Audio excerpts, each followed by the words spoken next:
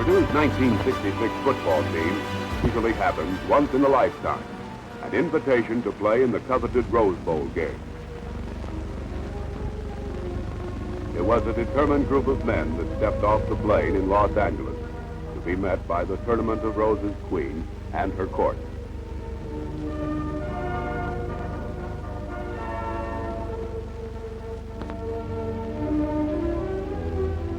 Coach Mollenkopf exhibited the real mood of the day. For a team that had just missed bids to the Rose Bowl the last 2 years, this was it.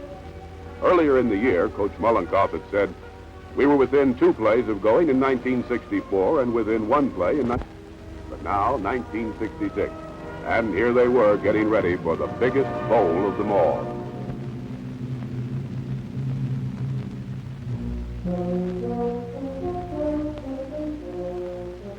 The patio of Pasadena's Huntington Sheraton Hotel was the setting for the group's first taste of real Western hospitality, the Tournament of Roses reception, with the traditional tossing of oranges to the team by Rose Queen Barbara Hewitt and her court of 6 Pasadena beauties.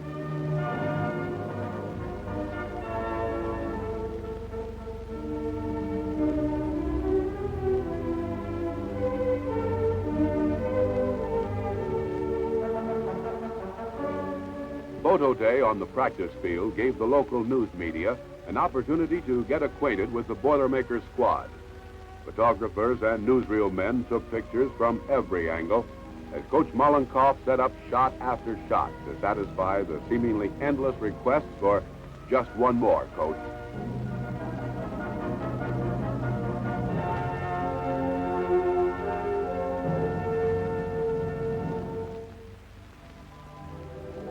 A pleasant, warm day, an inviting expanse of green lawn, a football, and football players do what comes naturally. In spite of long hours of hard practice, some enjoyed the opportunity to get together and just lob the ball around. While George Katavalis and Bob Griese, co-captains for the game, autographed the ball for the Rose Bowl Hall of Fame.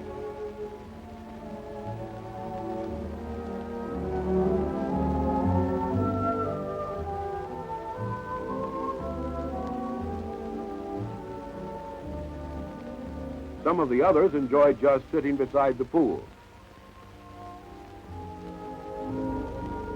Or if your wife was along, you might have enjoyed a stroll through the gardens of the hotel.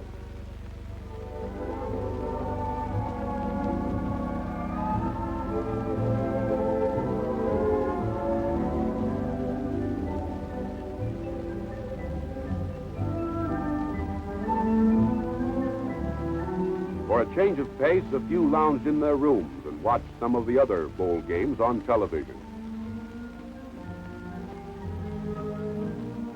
If anyone mentioned cards, though, there was a game of euchre, hearts, or bridge going on in a matter of minutes.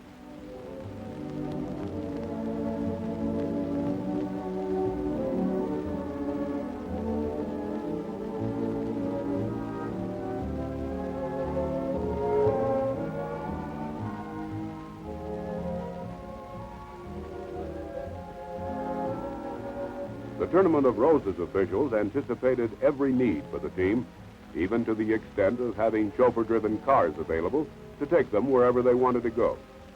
Some went sightseeing, some to entertainment centers, and some just shopping.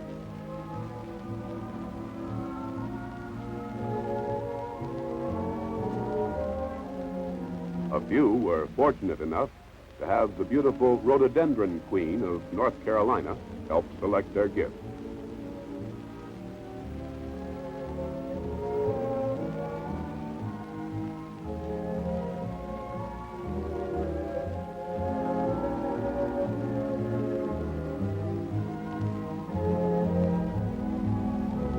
One can always tell when the meals at a football training table are good. Very few players were ever late, and no one ever missed a meal in Pasadena. It takes a lot of good food to satisfy a 218-pound lineman that burns up energy by the minute when he's in action, yet no one ever left the training table hungry.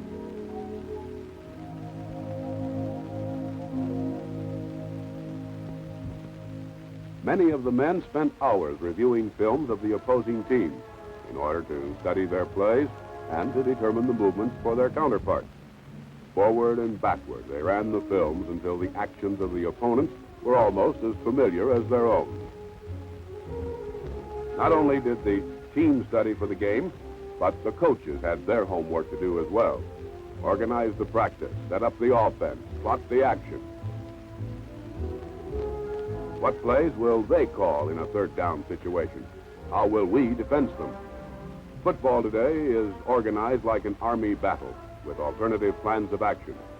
Many games have been won or lost in the strategy planning session.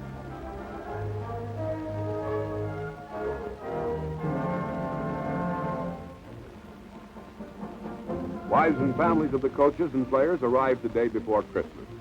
The group was actually the vanguard of some 17,000 students, alumni, and friends that assembled from all over the United States to help Purdue celebrate its first Rose Bowl bid.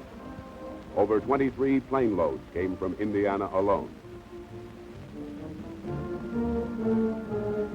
Lieutenant Governor and Mrs. Rock and members of the university party arrived later in the week to take part in the official function.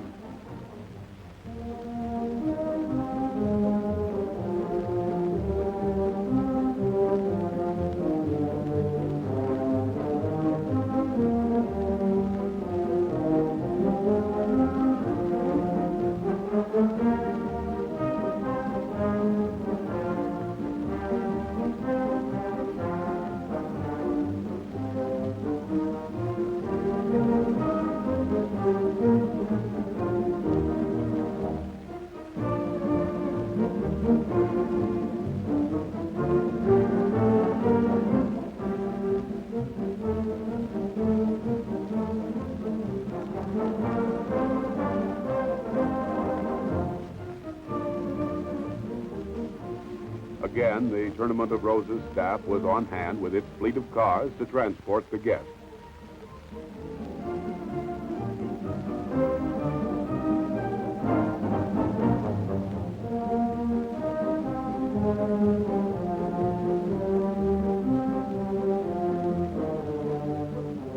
The Biltmore Hotel in Midtown Los Angeles was the headquarters for the alumni and official party.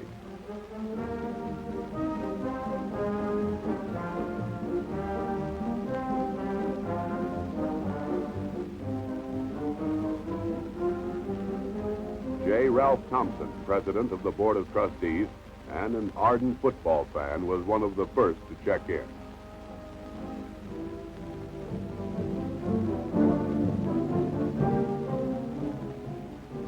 A full week of dinners, parties, tours, and get-togethers for the grads was arranged through the alumni office.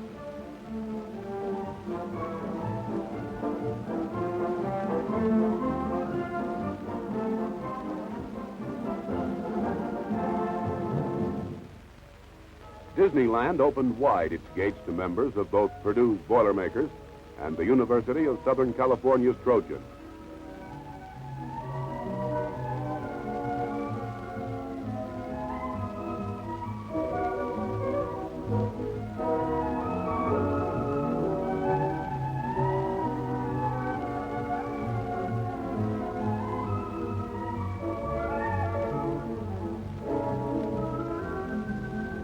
As guests of Disneyland, the men were taken on guided tours of the grounds by uniformed hostesses.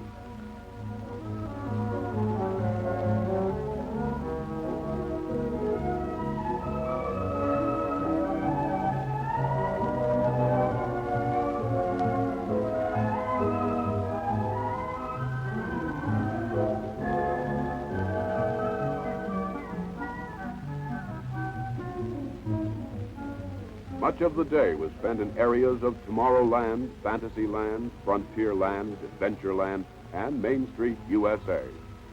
There they rode the Santa Fe and Disneyland Railroad, the monorail trains. They were spun in the cups of the Mad Tea Party, cruised the waterways of Frontierland and the canals of It's a Small World. Bob sledded down the Matterhorn, took a trip on the old riverboat Mark Twain, and glided underwater in a submarine.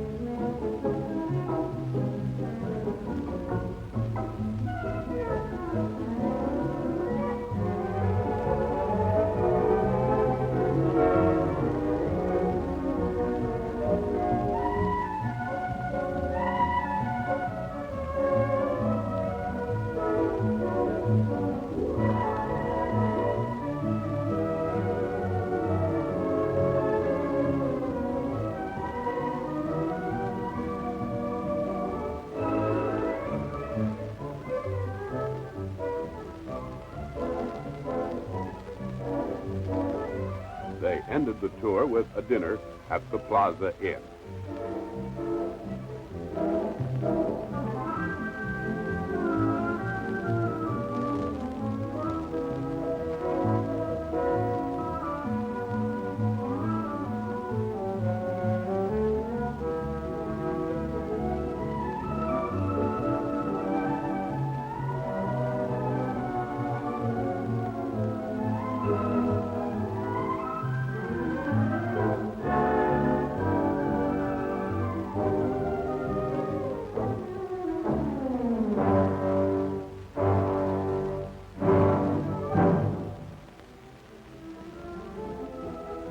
Hollywood's Universal Studio was host to the Boilermakers for a tour that took them to the sound stages, through the property and wardrobe building, and then by tram to the so-called back lot.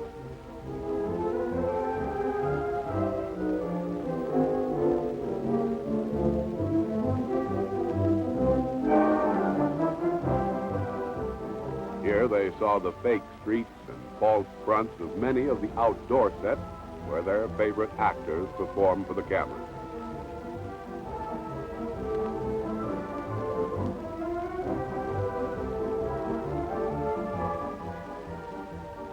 One of the highlights of the tour was the opportunity to meet actor Charlton Heston, who took time out from a shooting schedule to talk with the men, and to introduce Kathy Hayes.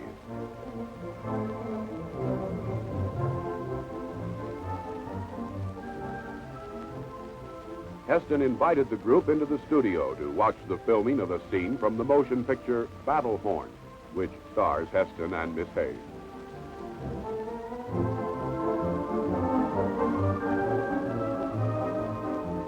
The tour was completed by the studio stuntmen showing the team some of their tricks of the trade.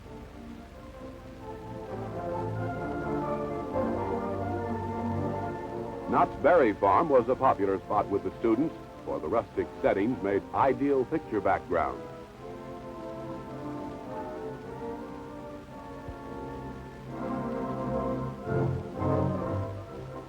It wasn't all just fun and games, however, for hour after hour was spent in rugged, hard-hitting practice. Former Purdue All-American Johnny Kerr dropped in to watch one of the practice sessions.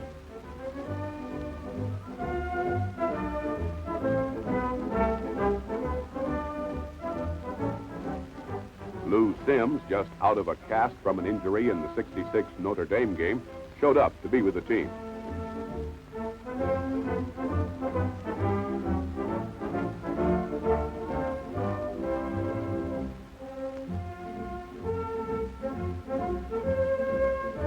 Tom Frankhauser, Viking scout, and Lamar Lundy of the Los Angeles Rams, former Boilermakers, were among the visitors.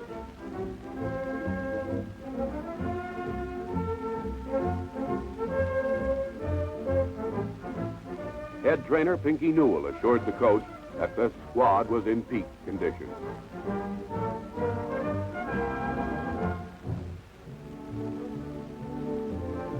On Christmas Eve, the Georgian room of the hotel became the setting for a gala party for the team and coaches.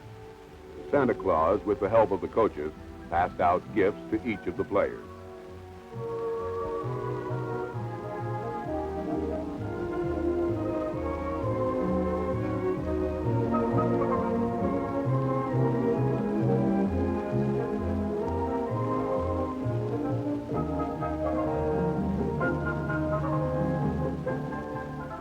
Coach Mollenkopf remarked that the team had given him the best Christmas present of all, a trip to the Rose Bowl, and then closed the party by singing Jingle Bells in a duet with Santa.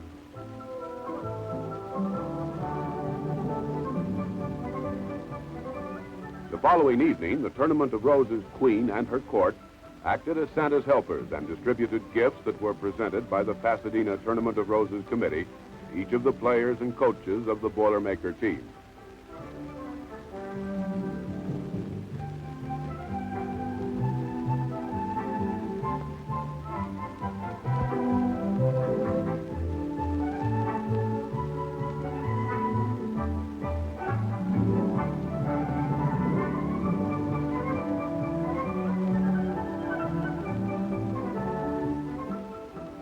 During the entertainment that followed, Purdue fullback John Charles was drafted from the audience to become the magician's helper.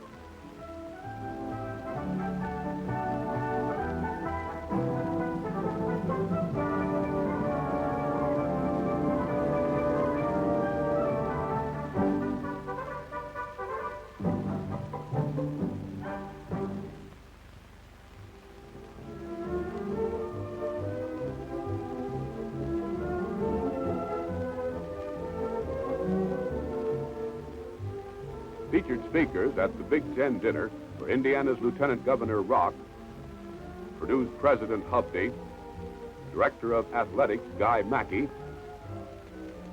and Coach Mollenkopf. Over 1,700 Big Ten alumni and guests were entertained by the Purdue Band, the Salty Dogs, and the Purdue Glee Club.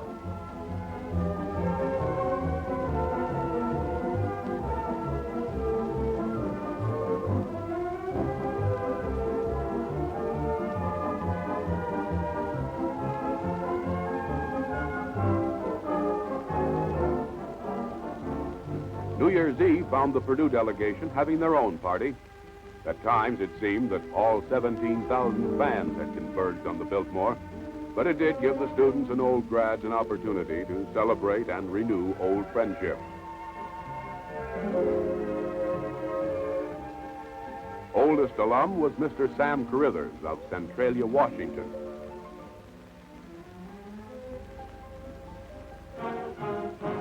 Purdue's marching band gave a New Year's Day concert in Pershing Square in downtown Los Angeles.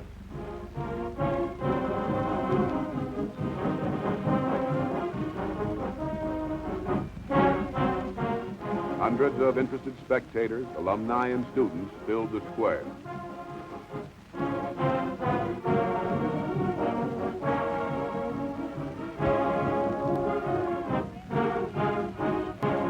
Many watched from windows of adjoining buildings.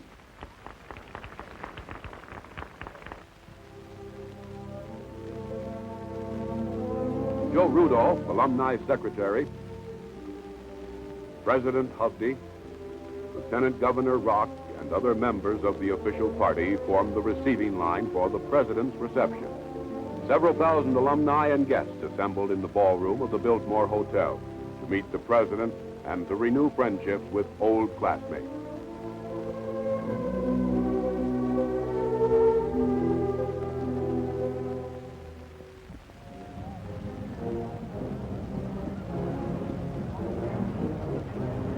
Some camped out all night.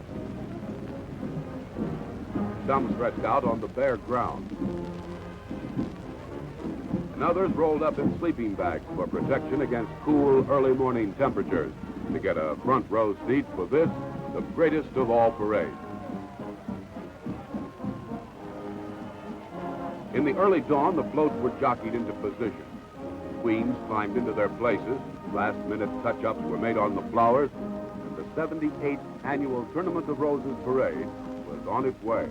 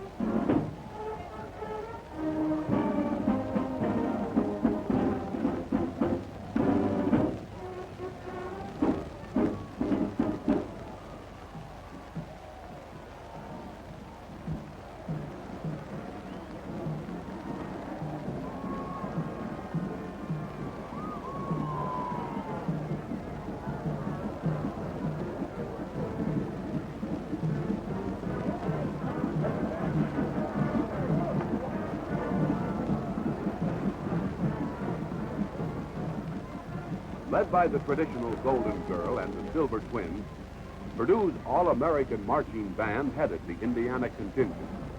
Hailed as the largest college band in the nation with 321 members, the size of the group amazed the spectators throughout the line of march, as it had wherever it assembled.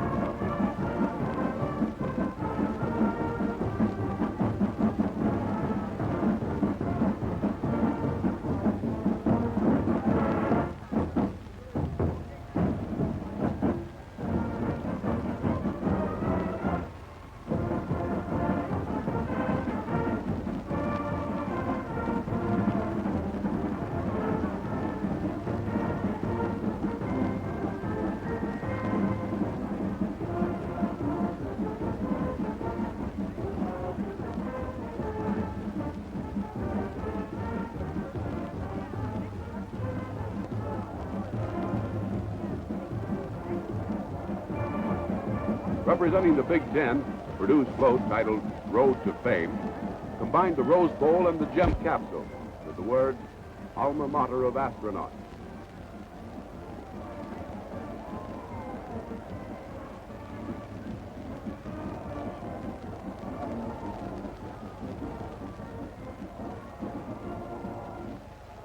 Indiana's state float, the Crossroads of America, observed 150 years of statehood and its industrial might, with an outline map of the state above a bed of roses, capped by a huge floral gear.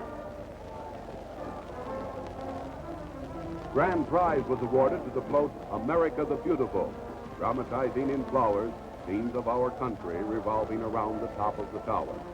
It required the efforts of 30 people an entire week to achieve this photographic effect, using over 300,000 flowers.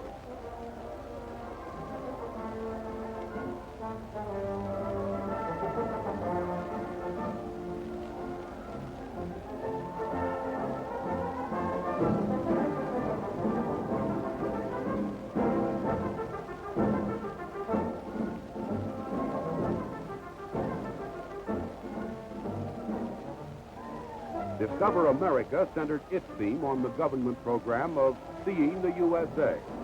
8 famous landmarks were pictured in flowers on the 4 two-sided medallions.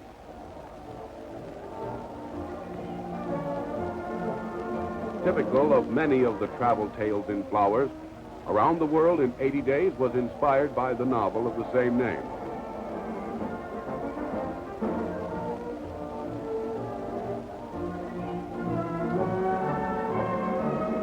Flowered ribbons unrolled to form travel posters of the world. Each resembled the original, but was painted with flower petals in this entry entitled Sweet Dreams.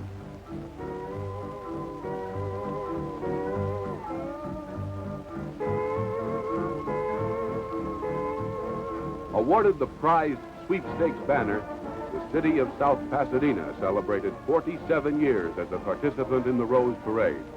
Over 80,000 flowers were used to decorate the float and its 4 independent outriggers.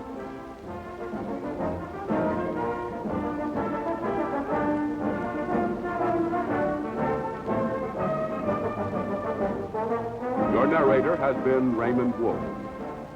And this is Joe McConnell, all set to bring you the color and highlights of the Purdue Southern California Rose Bowl football game. It's Rose Bowl Day 1967. Purdue is well represented on the West Coast by more than 17,000 fans. Overall, more than 100,000 fans are gathered at Pasadena to watch the 46th annual Rose Bowl Classic.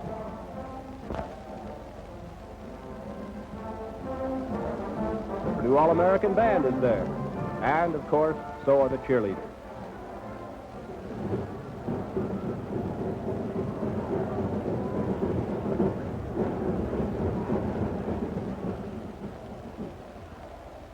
Combined bands of Purdue University and Southern California University in the pregame show.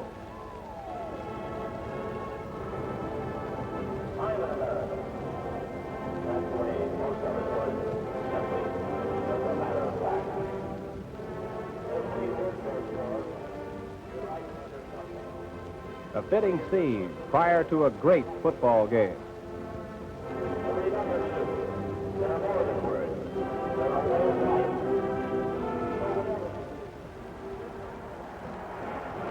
The Boilermaker Band spells out Purdue.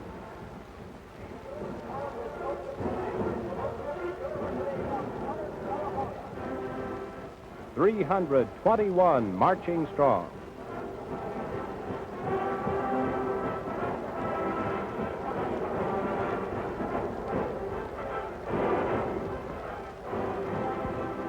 The leader of them all, Al Wright.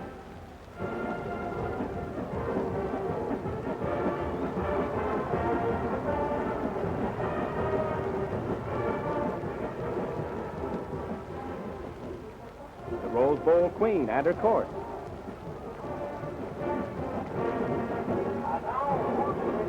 Two co-captains Bob Griese and George Catavolis. And, of course, the pom-pom girls. Toss of the coin. and the Boilermakers win.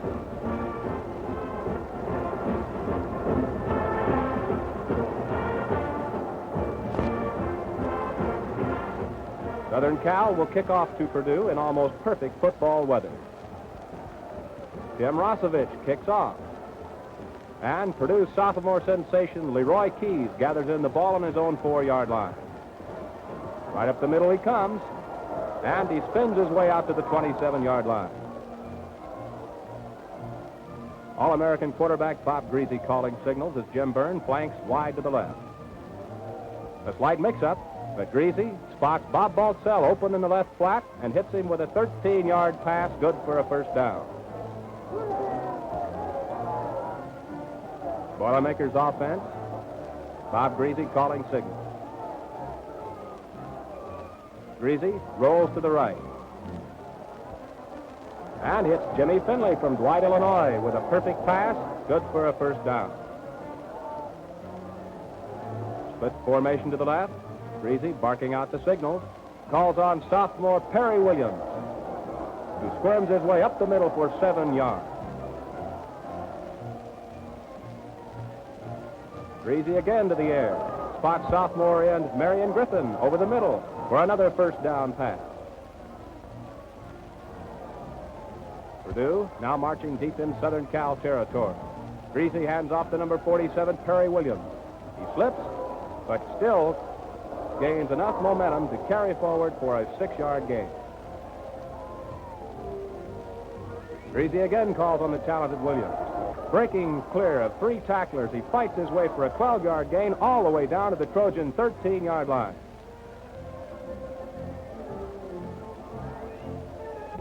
A key third down situation. Griese looks for his favorite target, Jim Byrne, who makes a beautiful diving catch on the 5-yard line. However, it's short of a first down. It'll be 4th and 2 on the Southern Cal 5. Griese looks for Byrne, the same down and in pattern, but the ball comes out incomplete, and the Boilermakers have been halted on their first scoring drive. Southern Cal is forced to punt. Cashman back in his own end zone. Gets the punt off, and Denny Serbies, Purdue safety man, receives the ball and is nailed on his own 43-yard line. However, the Boilermakers have obtained good field position. Bob Griese once again takes to the air. Being chased, steps outside the pocket, and throws complete to Marion Griffin. A fine catch, putting the ball in Southern Cal territory on the 48-yard line. Griese again rolls to the left. Has to run. Steps out of trouble in a beautiful individual effort, spots Jim Byrne down the right side, good for 16 yards and a key first down on a 3rd down play. Boilermakers now have the ball on the Southern Cal 30. High formation, split, man to the right. Griese looking, can't find anybody, shifts gears and carries for a first down, showing why he is one of the outstanding quarterbacks in college football today. At the end of the first quarter, a scoreless tie. Boilermakers attain possession of the football. Griese pitches out to Leroy Keys, who's in on a spot assignment on offense, and he carries for 4 yards down to the Southern Cal 4.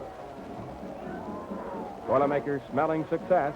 Bob Baltzell crashes in the middle for 2 yards. A big play, 3rd down. A yard to go. Perry Williams into the line, spinning, twisting into the end zone. Purdue's first bowl score in history.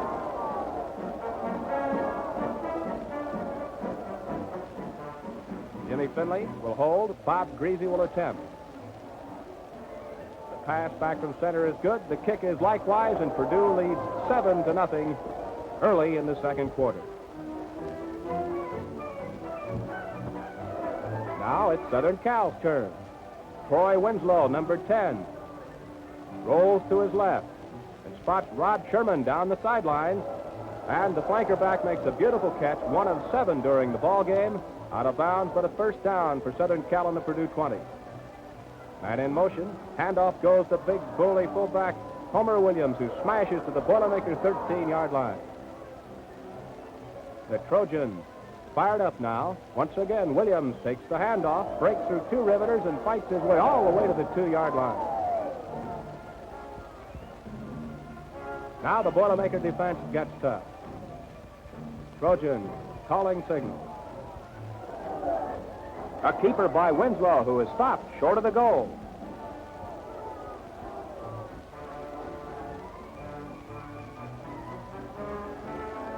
Second down play. Winslow again barking them out. Calls on his favorite back, Don McCall, who cracks in there, stopped short of the goal line by a great Boilermaker defense. Third and goal now, ball on the 6-inch line. Once again, McCall is called upon, and this time he crashes into the end zone. Southern Cal has scored. Tim Rosevich attempts the extra point and sends the teams into the dressing room at halftime tied 7-7. And here is Purdue's All-American marching band.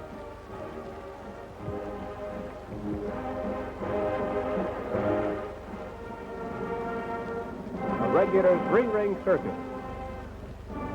To the Purdue bandsman, Al Wright and his staff, another job well done.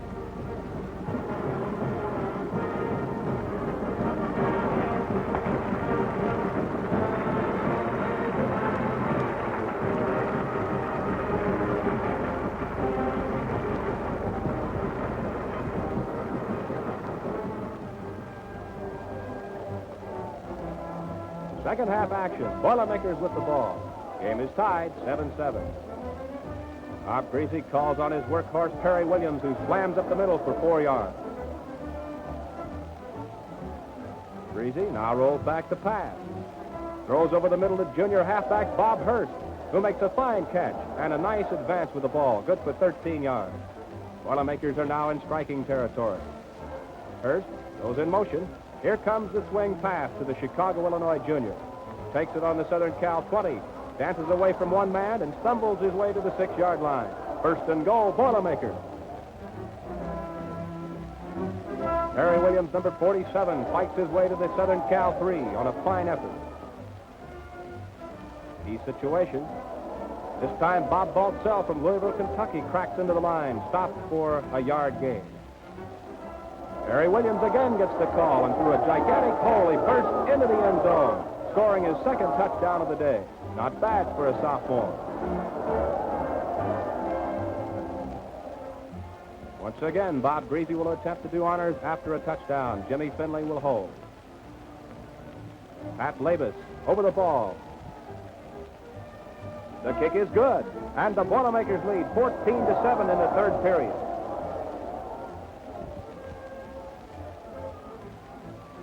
Southern Cal now driving. McCall again on a fine run. Shreds the Boilermaker defense, picking up 7 yards to the 23. Troy Winslow looking over the Purdue defense. Rolling to his right. He's going to have to run. Johnny Charles nails him at the 20-yard line. Charles named the game's outstanding player. The big play for Southern Cal. Winslow drops back to pass. Spots Rod Sherman again. And throws complete for the touchdown. 14-13 Purdue. 2:28 to go in the ball game. Here's the big play. Southern Cal elects to go for 2 and a possible victory. Winslow drops back to pass. Has 3 receivers on the right side, but George Katalolis intercepts the ball for the Boilermakers, saving the day for Purdue. The Purdue fans went wild with joy. That's the way the game ended. After 20 long years of trying, Purdue finally has achieved its big goal, victory in the Rose Bowl.